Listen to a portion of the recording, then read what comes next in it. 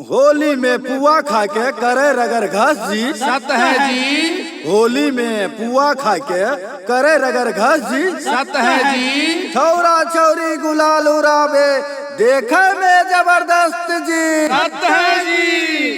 कैलू बाबू होटल पर खूब गर्दा उड़ाई जी। सत है जी। कैलू बाबू होटल पर खूब गर्दा उड़ाई जी। सत है जी। छौरी मौगी के कनखी मार के ललके ऊ फसाए जी। सत है जी। मिथिलेश बाबू अबीर लगा के ललके लौंडा के फुसलाए जी। सत है जी। मिथिलेश बाबू अबीर लगा के ललके लौंडा के फुसलाए जी। सत है जी। संजय सिंह महुआ पी के दिल के हाथ घुसाए जी। सत है जी। देवर भाभी रंग लगावे सैया गेले पगलाए जी। सत है जी। देवर भाभी रंग लगावे सैया गेले पगलाए जी। सत है जी। भांग पी के मौगी सबके दिल के चोली फाड़ जी। सत है जी।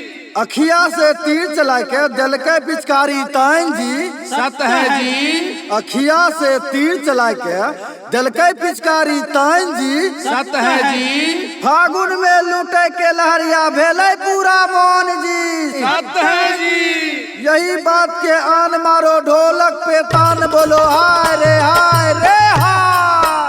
आज मंगल काल मंगल मंगल ही मंगल। आज मंगल काल मंगल मंगल ही मंगल। जानी को लाया है जंगली जंगल। जानी को लाया है जंगली जंगल। रात भर रखा है दूध पिया के। रात भर रखा है दूध पिया के। भोरे को भेज दिया पेट फुला के बोलो हाय रे हाय रे सारा सारा यारे होली है यारे सारा यारे होली है सारा यारे सारा। कल कल कलकत्ते में काली माई।